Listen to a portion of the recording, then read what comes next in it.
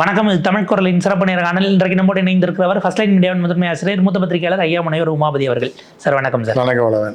பிரதமர் மோடி அவர்களை வரவேற்க ஏர்போர்ட்டுக்கே போய் எடப்பாடி அவர்கள் அவர் கூட ஒரு 3 பேரோட அப்படி புன்னகையோடு அவரை வரவேற்று ஏதோ சில கோரிக்கைகள்லாம் வச்சு தான் சொல்கிறாங்க. பள்ளிக்கும் பழனிசாமிக்கு கார்டு மாட்டி விட்டுருக்காங்க, அட்டை கார்டு.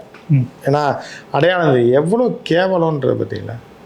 ஒரு முதலமைச்சராக ஒரு மாநிலத்தில் 4 வருஷம் இருந்த பழனிசாமியை அட்டையை மாட்டி அடையாளம் தெரியாமல் கூட்டத்தோடு இந்த இதுக்கெல்லாம் வந்து கச்சேரிக்கு வரவங்களுக்குலாம் மாட்டி பாஸ் கொடுப்பாங்கல்ல, அந்த மாதிரி பண்ணி விட்ருக்காங்க. இழிச்சிட்டு அங்கே போய் நின்றுட்டு இருக்காரு.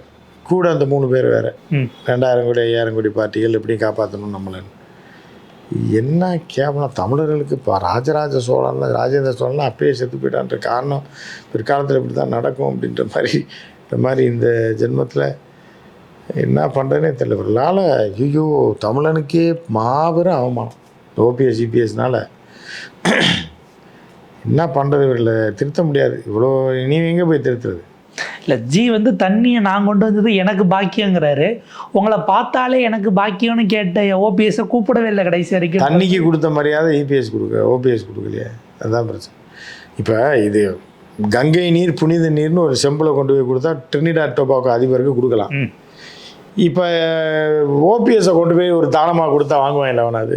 அதை நீங்கள் பார்க்கணும். தண்ணிக்கு மரியாதை கொடுக்குறாரு, ஓபிஎஸ் கொடுக்கலன்னா அந்த புனித நீரோட வெயிட்டேஜே வேறு. அந்த புனித நீரும் ஓபிஎஸும் ஒன்றா? ட்ரினிடாட் டொபாக்கோ அதிபர் அந்த அம்மா லேடி இருக்குது, அந்த அம்மாட்ட போய் இந்த இவரையே நான் தானமாக கொடுக்குறேன், முதலமைச்சராக இருக்கார், வச்சுக்கோங்க, உங்களுக்கு எதையாவது ஒரு வகையில் யூஸ் ஆவார்னு வடிவேல் கத்தி இந்த பெட்டி உனக்கு என்றைக்காவது யூஸ் ஆகுன்ற மாதிரி கொடுக்க முடியுமா? அதனால் ஓபிஎஸ் பெருசாக, ஜிக்கு வந்து வெள்ளிக்குளத்தில் இருக்க தேங்காய் பற்ற பெருசா அப்படின்னா தேங்காய் தான் பெருசு. ஏன்னா தேங்காய் கொடுக்காம பாதிக்கப்பட்டால் எவ்வளோ மனசு வருது ஜிக்கு தெரியும். ஏன்னா ராமர் கோயில் பிரச்சனை இல்லை. ஸோ அதனால் ஓபிஎஸ்க்குலாம் இந்த சொம்பு அளவு கூட மரியாதை இல்லைன்றதை ஜி இதில் காட்டியிருக்காரு. ஓபிஎஸ்க்கு அனுமதி கொடுக்கல. அடுத்த நாள் பன்ருட்டி ராமச்சந்திரன் வந்து பேட்டி கொடுக்க ஆரம்பிச்சிட்டாப்புல. பாஜக என்டிஏ கூட்டணி என்ற ஒன்று இருப்பதே தமிழ்நாட்டுக்கு ஆபத்தானது, பாஜக வளர்ற வழி கொடுக்குற எல்லாமே ஆபத்தானவங்கன்னு அதை இவர் சொல்லாமல் அடியாளை வச்சு சொல்ல வச்சுருக்காரு. அரசியல் அடியாளை வச்சு சொல்ல வச்சுருக்காரு. அவரும் சொல்லியிருக்கார். அவர் இவ்வளோ நாள் எங்கே தூங்கிட்டு இருந்தார், எந்த புதகுலியில் இருந்தாங்க. உடனே நான் அண்ணா காலத்திலிருந்து வந்தவன். அது இருந்தீங்க இவ்வளோ நாள். இடையப்பட்ட காலத்தில் 2-3 மாதம் ஆளை காணாமே. ஓபிஎஸ் போய் பாஜகவோட கூட்டணி சேர்ந்து நின்னாரு. அன்னைக்கு எங்கே போனார் அவர்? பலாப்பழத்தில் நின்னப்ப நீ போய் போட்டு கேட்டாரா சொல்ல சாப்பிட்டாரா? ஒன்றுமே கிடையாது. ஏன்னா அவர் பலாப்பழ ஊர் தான், பண்ருட்டி தானே. பண்ருட்டி முழுவதுமே பலாப்பழம் தான். அதே ஓபிஎஸ் அந்த கையில் கொண்டு போன சின்ன பலாப்பழத்தை அவர் தான் கொடுத்து விட்டுருக்கலாம். கொடுத்து விட்டு சின்ன வாங்க சொல்லியிருக்காரு. எங்கள் ஊரில் ஃபேமஸ் அரசியல் ஆலோசகர்ன்றதுனால சொல்லியிருப்பாரு. இப்போ அவர் அரசியல் ஆலோசகரை விட்டு பேச வச்சுருக்காங்க. ஸோ வந்து அது இன்னொன்று சொல்கிறாங்க. அவர் வந்துட்டு போனது அவர் ஜி வந்து கோயிலுக்கு வந்தது அவருக்கு அழிவு. ராமச்சந்திரனை பண்ருட்டி ராமச்சந்திரனை சேர்த்தது ஓபிஎஸ்க்கு அழிவு. ஏன்னா பண்ருட்டி ராமச்சந்திரன் இருந்த இடம் எம்ஜிஆர் மறைவுக்கு பிறகு அவர் எங்கே போனாரோ எந்த இடமே உருப்படலை. விஜயகாந்த் கூட போனார், விஜயகாந்த் மரணிச்சிட்டார், கட்சி நாசமாக போச்சு. அதுக்கப்புறம் ஏதோ கூட்டணிக்கு போனார், அது நாசம். ஆழ்வரை ஒன்று வச்சுருந்தார் அந்த காலத்தில், அது நாசம். எல்லாம் நாசமாக போய் கடைசியில் ஓபிஎஸ்ஸை நாசப்படுத்துறதுக்கு வந்திருக்காரு. தலைவராக பொறுப்பேற்றுட்டு அன்புமணி அவரை வீடு தேடி வந்து பார்த்துட்டு போனாப்புல. யார? பண்ருட்டி ராமச்சந்திரனை பார்த்து வாழ்த்து வாங்குறதுக்கு அன்புமணி தலைவராக பொறுப்பேற்று 3 வருஷத்துக்கு முன்னாடி. ஏன்னா அவர் மூத்த அவங்க ஜாதிக்காரரு, எம்ஜிஆர் காலத்தில் இருந்தவர், ஒரு மூத்த அரசியல் தலைவர். அதனால அப்படி. அதுக்கு பிறகு அன்புமணி இன்னைக்கு நிலைமை என்ன? அதுதான் நான் சொல்கிறேன். பண்ருட்டி ராமச்சந்திரன் எப்போ எம்ஜிஆர் இறந்தோடனே பண்ருட்டி ராமச்சந்திரனோட பவர் போயிடுச்சு. ஜெயலலிதா போய் அசிங்கப்பட்டார். அதுக்கு முன்னாடி 4 அணின்னு ஒன்று ஆரம்பித்து அதில் நாசமாக போச்சு. அந்த 4 அணியே நாசமாக போச்சு. கிருஷ்ணசாமி, இவர் நெடுஞ்செழியன், பண்ருட்டி ராமச்சந்திரன், எஸ்டி சோமசுந்தரன், இந்த 4 பேர் ஏதோ 4 அணின்னு நாசம். அதுக்கு அடுத்து விஜயகாந்த் கூட போய் விஜயகாந்த் குலநாசம். அதுக்கு அடுத்து ஜெயலலிதா போச்சு.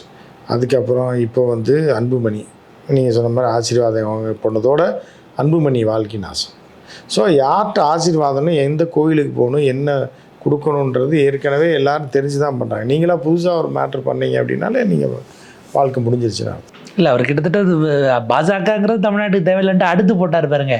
எம்ஜிஆருடைய லெகசி அப்படின்னா அடுத்தது விஜய் தான் செட் ஆகும்னு அவராக முடிவு பண்ணி ஓபிஎஸை கொண்டு கோர்த்து விட்டு போட்டு வாங்கி 2 பேரையும் காலி பண்ணுறதுக்கான முயற்சி தான். இப்போ ஓபிஎஸ் முடிவெடுக்க மாட்டாரா கட்சியில் எதுவும்? ஓபிஎஸ் முடிவு தான் அவர்கிட்ட சொல்ல சொல்கிறார். அண்ணே நான் சொன்னால் நல்லா இருக்காண்ணே, நீங்கள் சொல்லுங்கள் அதனால அவர் சொல்லுவார். அவர் சும்மா தான் உட்காந்துருக்காரு. அப்படியாச்சா நான் பார்த்துக்கிறேன். 35 நிமிஷம் பேட்டி சார். வளர்ச்சி தமிழ்நாடுக்கு ஏன் பாஜக சரி வராது, தமிழ் மண் எப்படிப்பட்டது தெரியுமா, விஜய்க்கு எவ்வளோ மக்கள் செல்வாக்கு இருக்குது தெரியுமான்னு தீட்டிக்கிட்டு பேசுகிறாப்புல. அவர் பாட்டு பேசுகிறாருன்னா அடுத்து விஜய்க்கு போய் அட்வைசராக போய் விஜயை காலி பண்ணணும்ல. அங்கே ஏற்கனவே ஒரு 3 நாசகார கும்பல் இருக்காங்க. அதை மீறி அதாவது அங்கே உழைக்கிற ஒரே ஆள் புஷி ஆனந்த் தாங்க. புஷி ஆனந்த் ஒருத்தர் தான் உழைக்கிறார். அவருக்கு அரசியல் தெரியுது தெரிலன்ற வேறு விஷயம், பணம் வாங்குறாரு வாங்கலைன்ற விஷயம், தொகுதிக்கு இப்போ பதவி போடுறதுக்கு 1 லட்சம் 5 லட்சம் வாங்குறாருன்றது வேறு விஷயம். அது அரசியல் இல்லாமல் இருக்காது. ஆனால் முழுக்க தன் உயிரை வாழ்நாளை அர்ப்பணித்து அவருக்காக வேலை பார்க்குறாரு. ஆனால் 2 தண்ட கர்மாந்திரம் இருக்குது கூட. அது யாருன்னு உங்களுக்கே தெரியும். அது 2 தண்டு கர்மாந்திரமும் என்னென்னா விஜயை கொண்டு ஏதாவது ஒரு குழியில் தள்ளாமல் போகாது. அதுக்கு பண்ருட்டி ராமச்சந்திரன் பரவாயில்ல. அவர் ஓரளவு சேஃப்டியாக கொண்டு போய் செய்யக்கூடிய வகையில் வரும். இப்போ இதில் திடீர்னு புதுசாக நம்ம பழைய பிரமுகர் உள்ள குதிச்சிருக்காப்புல திரு பொன்னையன் அவர்கள் இறங்கி. ஐயோ பொன்னையன் வந்துட்டாரா? இங்கே வந்துட்டு ஒரு விரிவான பேட்டி கொடுத்துருக்காப்புல. ஐயோ பொய் பொன்னையனா? ஐயோ ரொம்ப நாளாக காணான்னு தேடிட்டு இருந்தாங்க. அண்ணாமலை வாயை திறந்தால் உண்மையே வராது, அண்ணாமலை குறித்து நாம் பேசுவதே he is not worth for it, Nainar is very good person அப்படின்லாம் பேட்டி கொடுத்து அவர் சொல்லியிருப்பாங்க. நீ அந்த தம்பிக்கு பதவி போயிடுச்சு, நீங்கள் ஏற்கனவே நிர்மலா சீதாராமனுக்கு ஆதரவு தெரிவிப்பீங்க, இப்போ நயினாருக்கு தெரிவிங்க, ஏதாவது சொல்லிவிட்டிங்கன்னா தான் நயினாரை ஒழிச்சு கட்ட முடியும். நிர்மலா சீதாராமன் பிரதமராகக்கூடிய அனைத்து தகுதியும் இருக்கிறது, ஒரு தமிழ் பெண்மணி அப்படி இப்படின்னாரு. அதோட அந்த அம்மா ஒழிஞ்சு போச்சு, சத்தத்தையே காணும். பூகோளம் தெரிந்தவர், தமிழ் படித்தவர், ஃபிங்கர் டிப்ஸ் என்று சொல்லுவார்களே அப்படி விவரங்களை தன்னுடைய விரல் நகங்களுக்குள் வைக்கக்கூடிய ஆளுமை கொண்ட ஒரு அப்படின்னு சொன்னதோட தமிழ்நாட்டு பக்கம் வரவிடாமல் நிர்மலா சீதாராமன் ஒழிச்சு கட்டிட்டாங்க. அந்த மாதிரி எலெக்ஷனில் நிற்கலான் இருந்தாங்க. அப்படியே நாசப்படுத்திட்டேன். இப்போ அண்ணாமலையை திட்டுறதுன்னா அண்ணாமலை வாழ்கன்னு அர்த்தம், நல்லா வருவாப்புலன்னு அர்த்தம். நயினாரை புகழ்றாருன்னா நயினார் நாசம்னு அர்த்தம். எடப்பாடியை புகழ்ந்து தான் கடைசியில் எடப்பாடியை வாழ்க்கையை முடிஞ்சு போச்சு. அவர் பிரதமர் ஆகலான்னாரு. ஒரு எடப்பாடி பிரதமர் ஆகலான்னு சொல்லி இப்போ கடைசியில் பிரதமரை பார்க்க கூட கெஞ்சிற நிலைமை ஆயிடுச்சு. வேடிக்கை பார்க்க கூட விட மாட்டாங்க, அந்த மாதிரி ஆயிடுச்சு. இப்போ வந்துட்டாருன்னா எலெக்ஷன் கலக்கட்டிடுச்சு. ஒரே நிறைய கேள்வி சார். இப்போ எடப்பாடி கூட்டணியில் இருக்காரு, அவர் போய் நின்று அப்பாயின்மெண்ட் வாங்கி பார்க்குறாருன்னா பரவாயில்ல. எடப்பாடிக்கு முன்னாடி ஒரு தம்பி நின்றுட்டு இருந்தாப்புல, யாருன்னு ஜூம் பண்ணலான்னு பார்த்தா கையில் இந்த பக்கம் பட்டையை கட்டி இது பிளட் ப்ரெஷர் பார்க்குற மானிட்டர் மாதிரி ஒன்று கட்டிப்பாரு. மானிட்டருக்கு எடுத்து கட்டுற மாதிரி இருக்காரு. துரை வைகோ அங்கே போய் பிரதமர் வரவேற்கு நிற்கிறது. அதுக்கு 2 நாளைக்கு முன்னாடி தான் வைகோ நீங்கள் என்டிஏக்கு வந்தீங்கன்னா உங்களை நாங்கள் மறுபடியும் எம்பி ஆக்குறோன்னு நாடாளுமன்றத்திலேயே மத்திய அமைச்சர் ராம்தாஸ் அத்வாலே சொன்ன பிறகு மகன் போறாருன்னா நம்ம எப்படி பார்க்க வேண்டியிருக்கு சார்? இல்லை, மகன் எப்படி தந்தை பெற்ற தந்தை என்றும் பாராமல் கொண்டு போய் தெருவில் நிறுத்துறது தான். தெருவில் ஏற்கனவே வைகோ தெருவுக்கு வந்துட்டார், அரசியல் தெருவுக்கு வந்துட்டார். டோட்டலாக முடிச்சு கட்டுறதுக்கு மகன் முயற்சி பண்ணி டெல்லியில் பயங்கர லாபி பண்ணி பேசியிருக்காப்புல. இப்போ அதனால தான் திமுக கழட்டி விட்டது. வைகோவுக்கு சீட்டு தராது காரணமே துரை வைகோ போய் டெல்லியில் பிஜேபிக்காரனோட டையை போட்டு கட்சியை கொண்டு பிஜேபியில் அடகு வைக்கிறதுக்கு எம்எல்ஏ எலெக்ஷனில் அவங்க கூட போயிடுறதுக்கும் பிளான் பண்ணுறது தான் காரணம். முருகன்கிட்ட பேசினது தான் காரணம் அப்படின்றது தான் உண்மை. இப்போ தலைமுறைவாகி போய் பார்க்க வேண்டிய அவசியம் என்ன? திமுக சீட்டில் ஜெயிச்சு விட்டு, திமுக இதோட ஜெயிச்சு விட்டு, ஏன்னா அங்கே போக வேண்டிய அவசியம் என்ன அப்படின்னா, சரி பிரதமர் வராராம், அதுவும் உங்கள் பம்பரம் சின்னமும் போச்சு, தீப்பெட்டின்னு ஒரு சின்னத்தை எடுத்து கொண்டு போய் சேர்த்தது முழுக்க கேஆர்ஓ அன்பில் மகேஷோ மற்றவங்க அங்கே திமுகவில் வேலை பார்த்து திருச்சி இருந்தாங்க. இப்போ கொண்டு போய் பெற்ற தந்தையை நாசமாக்குறதுக்கான முடிவு தான். வைகோ முடிச்சிட்டார், இதுக்கு மேலே ஒன்றுமே இல்லைன்ட்டார். என்கிட்ட ஒன்றுமே இல்லைப்பா, உயிர் மட்டும்தான் மிச்சம் இருக்குது, எல்லாத்தையும் நாசப்படுது, அந்த உயிரையும் கொண்டு விற்கிறதுக்கு பிளான் பண்ணிகிட்டு இருக்காரு அப்படின்ற மாதிரி. அப்போ கிட்டத்தட்ட அது போகிறத காட்டி திமுக கூட்டணி உடைந்தது அப்படிங்கிறது அப்படின்னு காட்டுறதுக்கு அவங்க பிளான் பண்ணுறாங்க. பெரிய அமௌண்ட்டு தரேன்ட்டாங்க துரை வைகோவுக்கு, பேசிகிட்டு இருக்கதா சொல்கிறாங்க. இவரும் சம்மதிச்சு முருகன்கிட்ட பேசிட்டதா சொல்கிறாங்க. என்ன நடக்குதுன்னு பாருங்க. மேபி சரத்குமார் மாதிரி ஒரு பெரிய பேக்கேஜ். ஆமாம், பேக்கேஜ் கட்சியை விற்றுட்டு சரத்குமார் மாதிரி ஜிம்முக்கு போக, அவுச்ச முட்டை சாப்பிட அப்படின்ற வாழ்க்கை ஓட்டணும்னு பிளான் பண்ணுறோம்.